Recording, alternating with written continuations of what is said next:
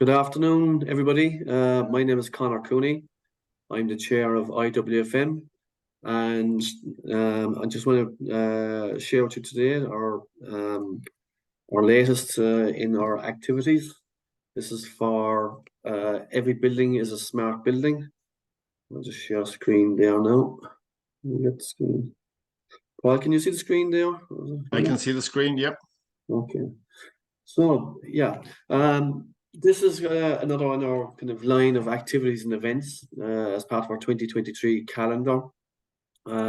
This is brought to you today again by our committee, Anya Mulcahy, Barry Afton, myself, Derek O'Boyle, who's also online here, Terry Quigley, Charlie Quinn, Rachel Scanlon, Bernard McOscar, Cormac Laughlin, and Fanula Byrne.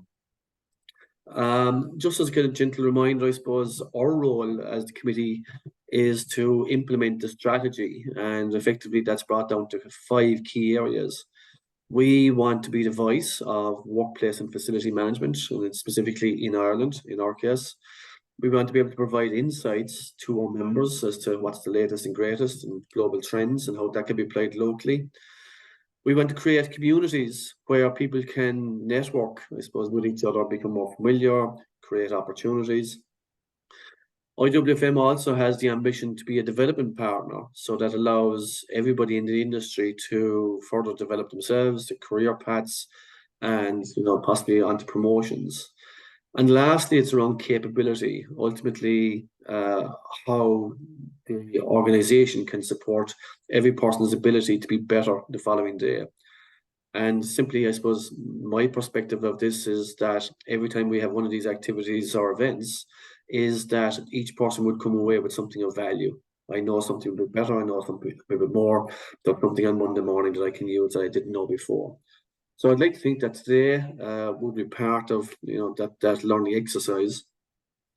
Just in more recent months, obviously you can see here on the screen, we had a lot of recent activities. We obviously had the FM Summit in September. In July, we had Green Public Procurement.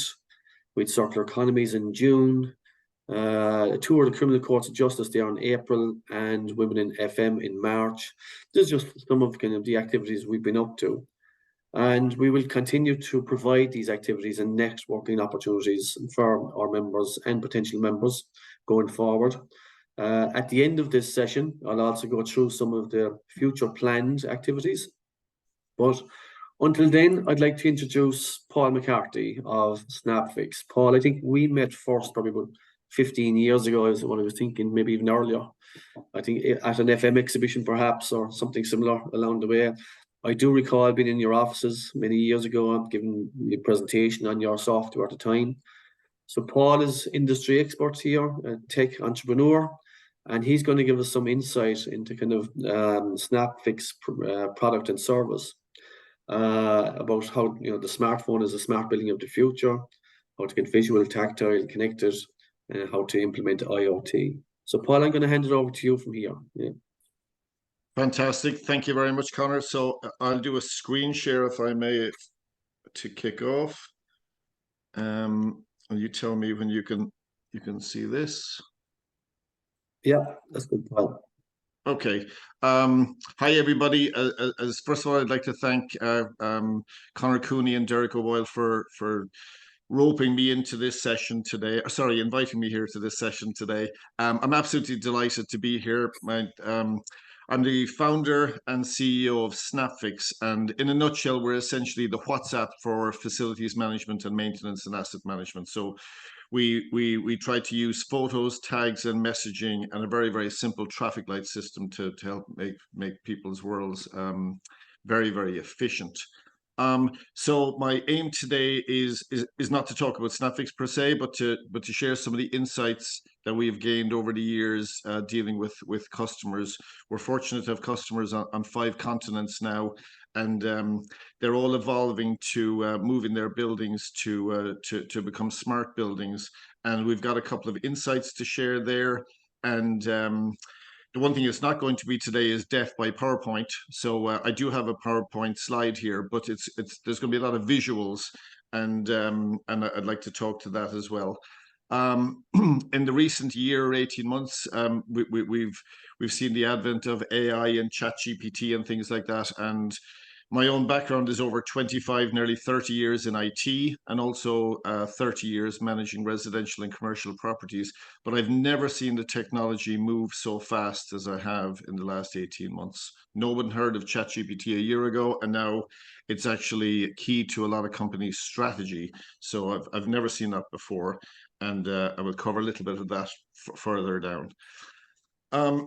Okay, so one of the big insights, and a lot of this will be known to you already, is very soon 5 billion adults in the world are going to have a smartphone in their hands, and that's just unprecedented capability and power. The fact that we can communicate with everybody on the planet, and that we can collaborate with everybody on the planet. It's just a phenomenal thing that's been happening over the last 10, 15, 20 years. And the fact that we're all walking around with a supercomputer in the palm of our hands allows us to connect together and to do things that were never really possible before. And I remember hearing this quote from the head of Google about 18 months ago, saying that the camera is the new keyboard. So the whole world is kind of really shifting to moving from using forms and text and emails and paper to using photos and messaging. And that's a big, profound shift that we've been watching for the last couple of years. When I started formulating the whole concept for SnapFix, it was back in about 2016. I was watching the growth of WhatsApp. And at the time, it was transacting about 60 billion, that's what it'd be, 60 billion messages per day. And now it's well in excess of 120 billion messages per day. And that in itself is just phenomenal. That the world as a whole is communicating now using photos and messaging. And what I decided at that point in time was to bring those principles of simplicity and efficiency into the business world, and that eventually became SnapFix. But it's absolutely staggering how much that has changed and so quickly. Again, as everybody knows, the killer app on the phone is the camera. We all love taking photos either on holidays or as part of our workplace. And I think what we're seeing with our customers all over the world is they're shifting from more complex systems that I have a personal opinion that they were just poorly designed and didn't have the end customer in consideration. And a lot of systems are simplifying. We see it in the banking world from moving from cumbersome systems to Revolut. Well, it's happening everywhere. People are enjoying simplicity, and people are really looking to have solutions on their phone. So it's a big shift as well. As I mentioned, it's unbelievable the power that we're carrying around in our hands. Every smartphone is multiple times the power of a mainframe computer about 20 or 25 years ago, and we're all walking around with these in our hand. As everybody knows, you can use it to take photos, but there's a lot of image analytics and capability coming into our phones now. GPS and location tracking is just a standard part of it again. Our storage and performance is very considerable, both on the phone and up in the cloud.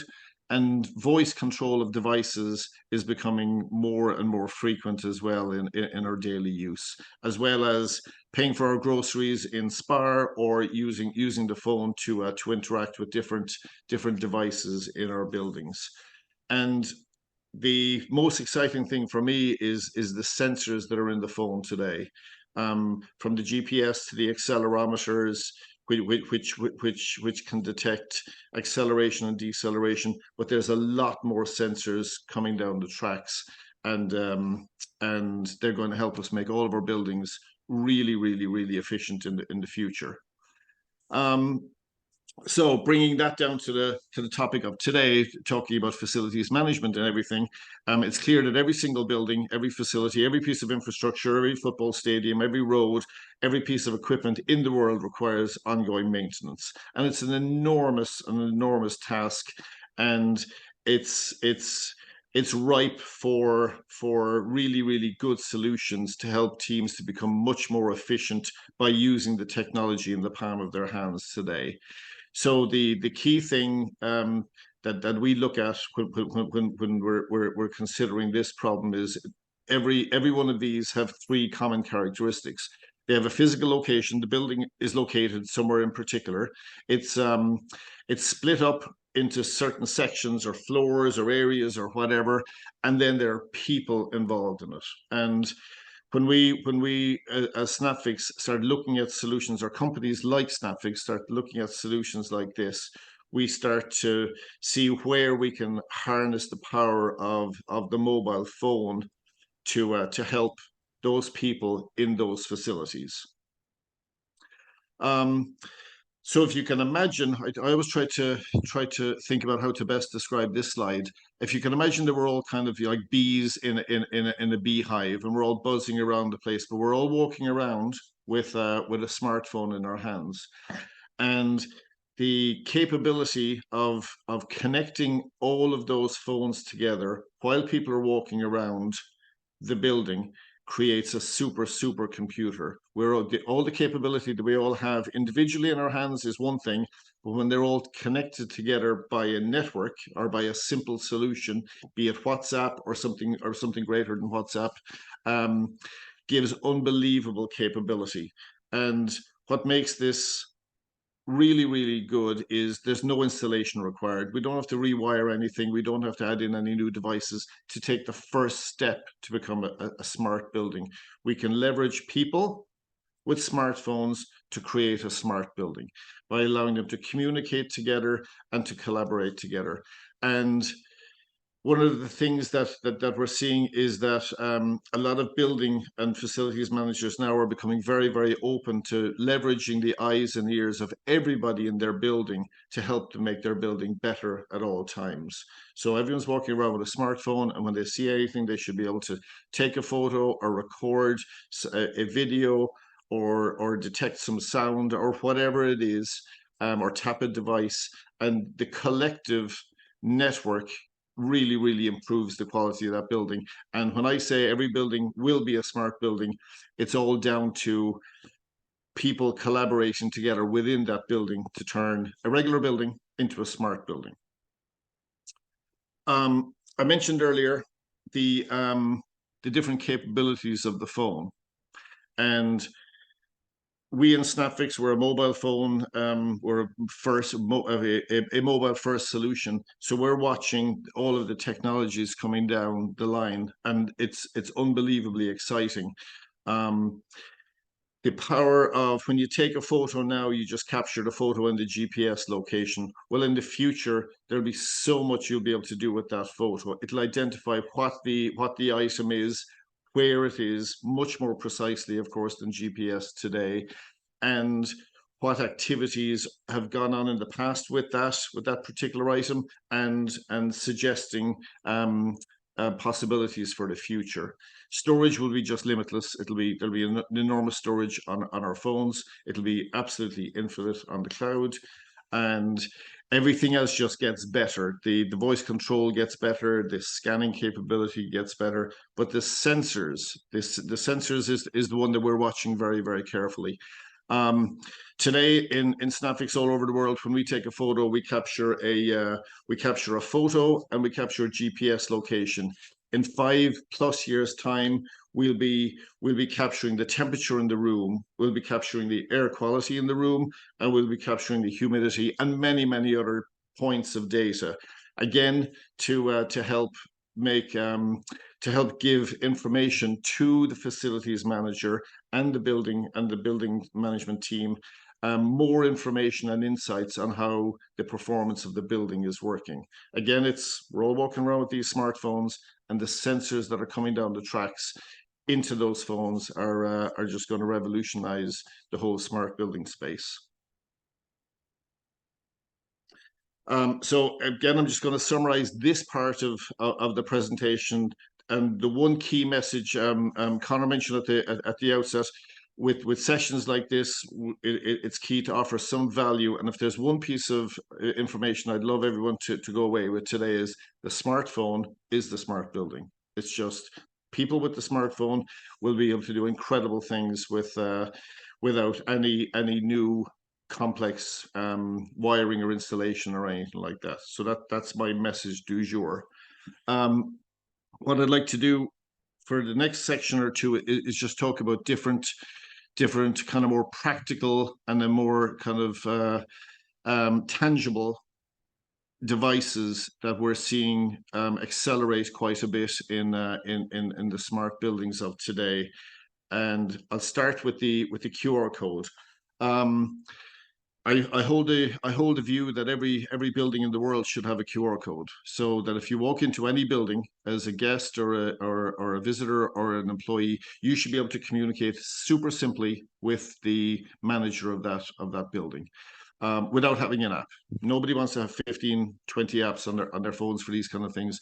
It just needs to be appless at the end of the day. I want to be able to scan a QR code and communicate very, very intelligently with the building team. So we would have a lot of customers now who put QRs in their buildings, and when anybody spots anything that they want to report, they just scan a QR code with their smartphone, no app required, and they're able to add that value. And the extraordinary amount of value that's being generated by such a simple concept is considerable. People do very often spot something that they want to report.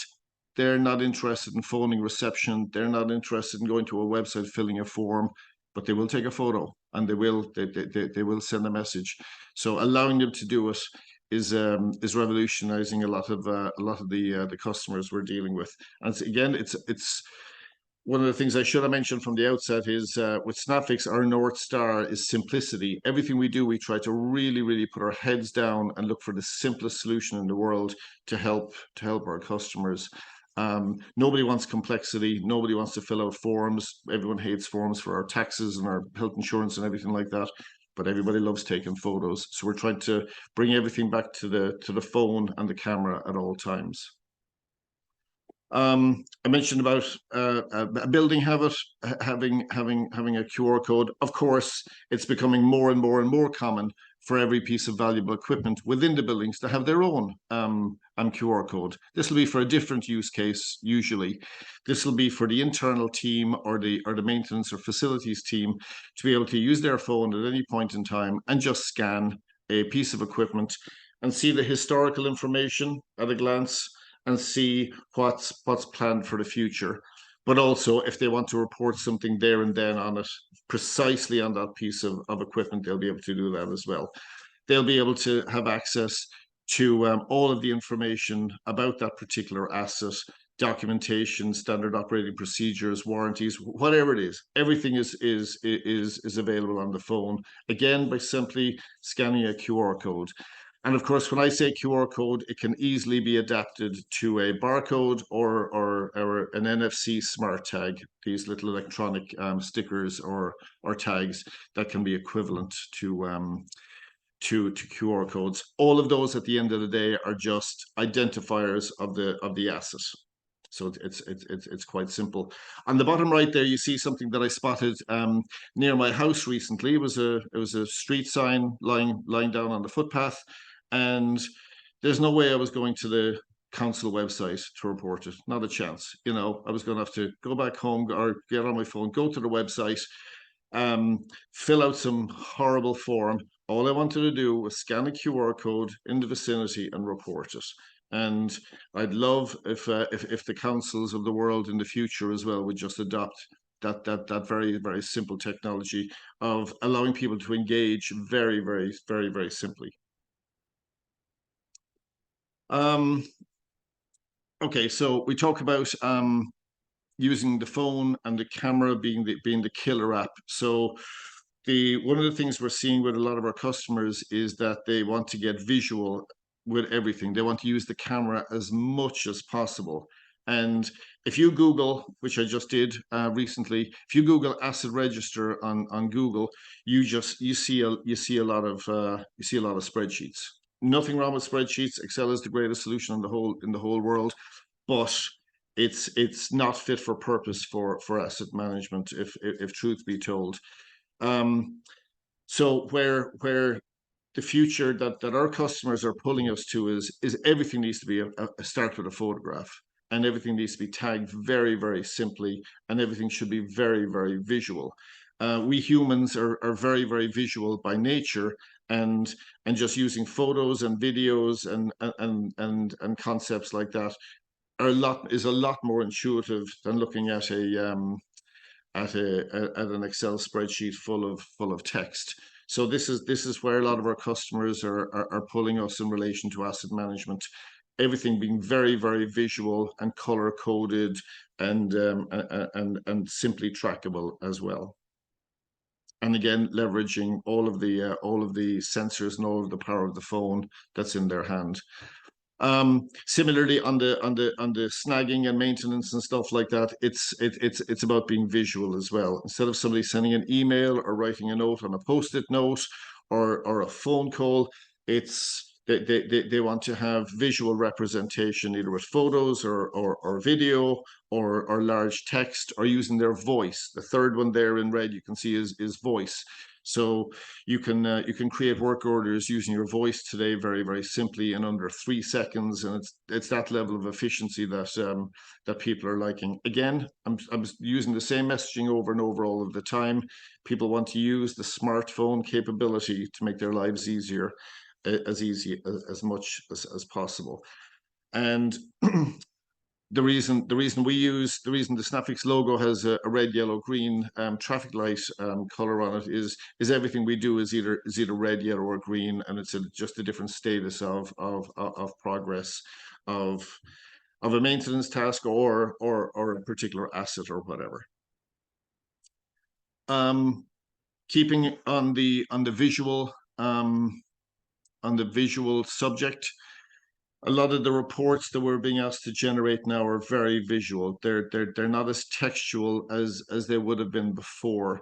So it would include everything from heat maps to maps of where the activity is going on in a particular geographic region, etc., etc., etc. And people tend to really like the simplicity of the red, yellow, green. Sometimes they want stuff a little bit broader than that, but in the main you can get a lot of value out of just glancing at a graphic, and it'll give you a lot of information very, very quickly, rather than studying again an Excel report or something like that.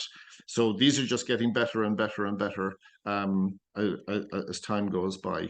So I think the message from the last 3 slides is everything in our world anyway, in the world of facilities management, is getting visual, and it's getting more and more visual as the months go by. Okay, of course, IoT devices and smart devices are becoming very, very, very common, and so what we're seeing is that the companies are implementing various IoT devices, which is great, and all of those devices have their own kind of controlling system or management system. So you could conceivably have 10, 12, 15, even more systems in your building, and that's a lot of apps or a lot of systems to be looking at. So the direction we're seeing a lot of companies require or request now is that they want a single dashboard on their phone that communicates with every one of the devices for the important information. For example, alert me when an engineer needs to get involved if a temperature goes up above a certain a certain tolerance, for example. Instead of having to go to that app and looking up that information, I just want to see it on one, what they're calling super app or universal app. I just want to have one command and control app or solution on my phone for all of these things, and everything else will have to integrate to me. So the term for integration is API. So any solution that you'll be looking at down the line, you should be seriously considering if it has an open API to communicate with other systems, because you don't want to be looking at 15 different apps or systems or getting emails or texts from all these other systems. You want everything to be in one kind of command and control center to make your life a lot easier. AI. Okay, I couldn't finish today without talking about AI, and this is actually a presentation from Des Traynor from Intercom that he presented this week at the SaaS Stock event in Dublin this week, and it's moving so fast that Des said when they came across ChatGPT, they stopped everything in their software development of their product. They really shifted everything to be very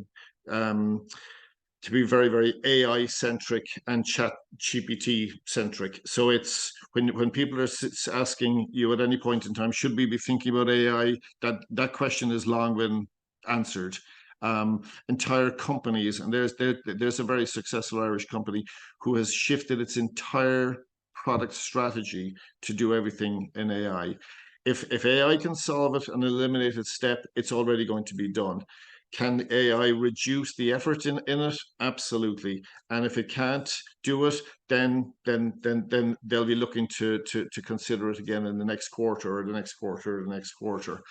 And one of the key messages he mentioned on his talk was around, again, using the phone to leverage photos, to leverage voice, and also to leverage sound. I think I started imagining when there's a machine running and there's a certain noise coming out of the machine. Imagine the power of being able to record that noise with your phone and have it diagnosed immediately through AI. So we ain't seen nothing yet with AI, and I think it's going to be very exciting.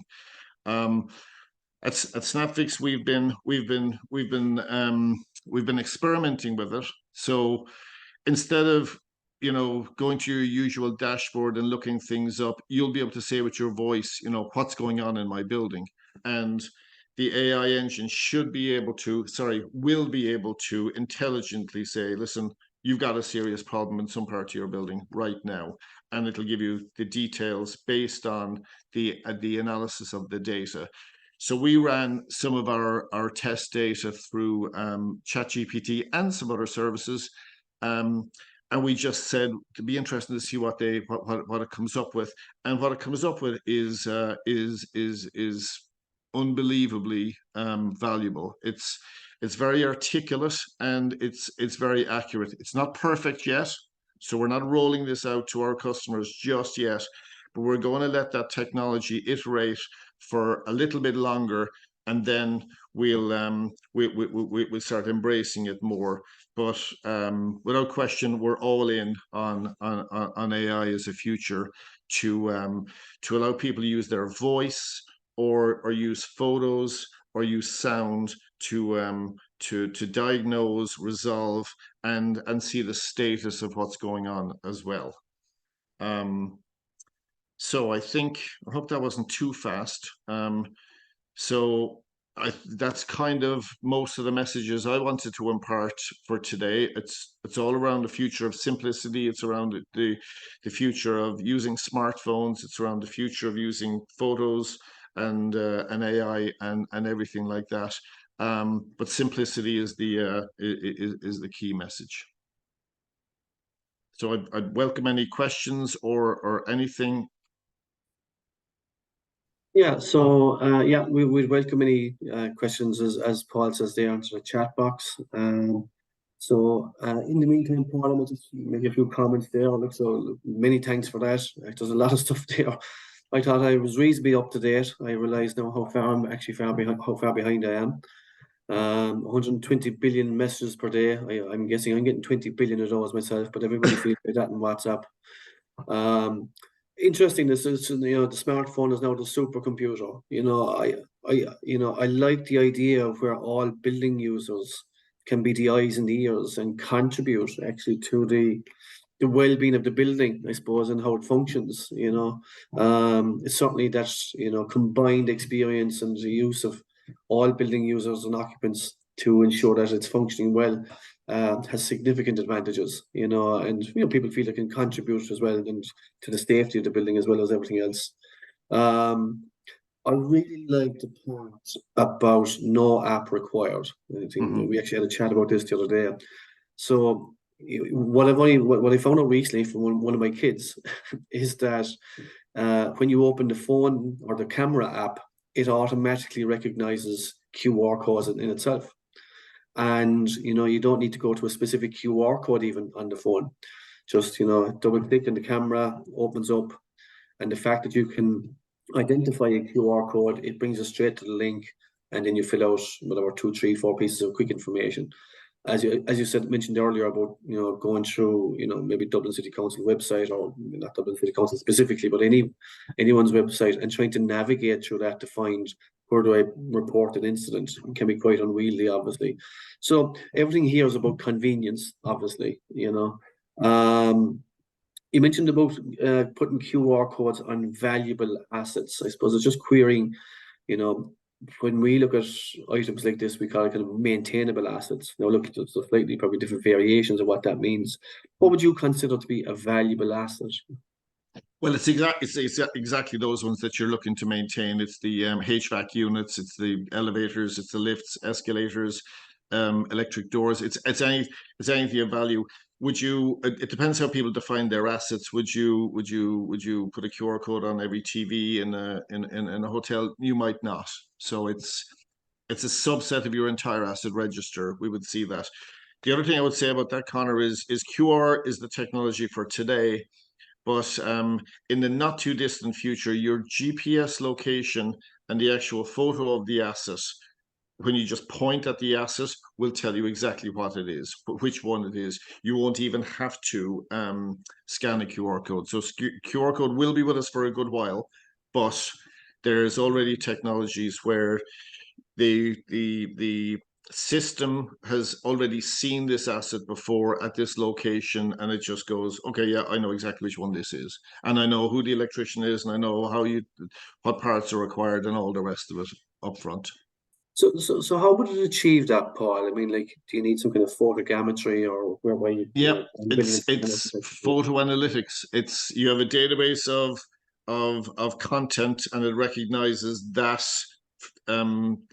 asset from your private and secure database of seeing that picture before. So you have to build up a volume of data first, obviously, a volume of photos first.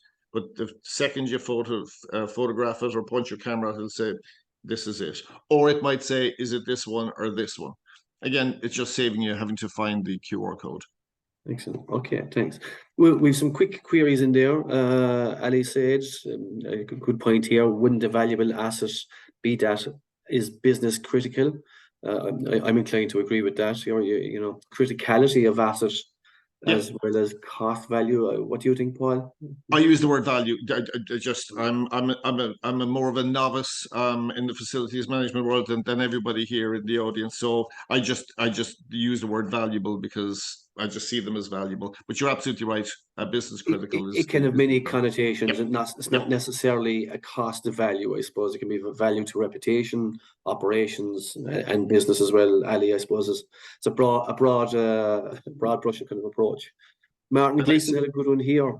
yeah, Will this technology end the role of the facilities manager? definitely not. Definitely not. I just see it. You get to go home at 5:30. It helps teams become just a lot more efficient and improve their first time fix rate. And it's one of the biggest challenges with a lot of our customers at the moment is hiring people. So I just think it'll help people have a lot more knowledge and a lot more access to knowledge. And we haven't even talked about community, where you've got something, a certain HVAC unit and other companies adjacent to you or anywhere else in the world have a similar thing, and to be able to communicate and collaborate with those teams is another side of this. So I think it just helps you and your teams to be a lot more efficient. Okay, okay. We're still welcoming any more questions people may have. Well, one of the things around Chat GPT and AI, Paul, something that kind of worries me is the veracity of it. Look, it's drawing from existing sources of information on the internet or wherever else. I'm not fully au fait with it. But look, I suppose there is a potential there that the information being spouted back out may not be 100% accurate, or what are your thoughts on that?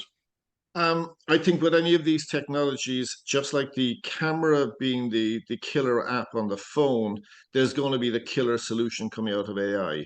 And the one that we're watching very closely, and obviously I can see you speaking now in English, but one of the ones I'm trying to track closely is when if I was in Germany and only spoke German, I would be able to hear you speaking in German with the voice, sorry, with your lips moving accordingly. It's unbelievable what they can do. I'm getting Now worried now.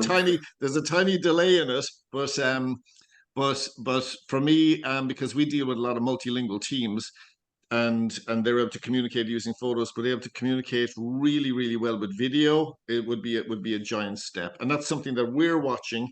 There will be many, many other valuable use cases. I don't worry about the fear of, oh my God, they're going to take over the world and there's going to be robots and all the rest of it. I don't fear any of that, because we tend to misuse the term AI. Artificial intelligence means that this thing right here can actually wake up in the morning and do something of its own accord. No, it can't. No, I'm not buying any of that. This is more machine learning. This is more our computing power is just unbelievably powerful, that we can do stuff very efficiently. So that's my humble take on it. Yeah, okay. Just change screen share here, if that's okay, Paul. Sorry. Yeah, look, I'm just wondering if there's any more questions there from the audience. Or anybody else wants to ask anything? No, I think not. That's fine. Look, if that's the case, look, I just I want to remind our members, I suppose, that memberships are available from Charlie Quinn. There's details here on screen. Paul, are you okay for these slides to be shared afterwards? Absolutely. We'll put them on the IWFM website. Yeah, absolutely. Happy to do it. Brilliant. That'd be fantastic. So anybody that has access to the website, certainly can get access to those there. And just a reminder then for future IWFM events in Ireland. So in November, we're looking at doing a tour of the Aviva Stadium. So that'll be kind of followed by a bit of Q&A with the local facility manager there. In January, Stephen Ballasty from Australia has offered to give us a webinar on the upcoming publication of ISO 41019. That's part of the ISO 41000 suite of facility management documents. And this one looks specifically at sustainability and resilience in facility management. Really topical, I suppose, these days. Particularly when you saw the floods down Cork in the last few days. It's been horrific. And we're also hoping to have an FM lunch and awards ceremony, something kind of short and sweet, but just to kind of mark people's and teams' efforts around the country, and have a social gathering in a kind of a more informal environment. So we're hoping to do that in February and March. If there are any other ideas, certainly, the people would like to see, the committee would be more than welcoming to that. You can use the LinkedIn IWFM Ireland Region LinkedIn page to contact us, or contact me directly if you feel the need. Just to remind people that the presentation slides will be shared on the IWFM website. You will need access to that. So yeah, look, I suppose on that basis, if there's no other questions, I'd just like to thank Paul again for presenting here today, giving that insight. Maybe a little bit more worried, maybe a bit more comfortable. But look, the future's bright and there's plenty of opportunity there for all of us. Hope you all learned something, got something to take away from that. And looking forward to seeing you all again soon. Thank you very much, Connor. I really enjoyed that session. Thanks a million. Cheers. Thanks, Paul. Thanks. Bye-bye. Bye, everyone.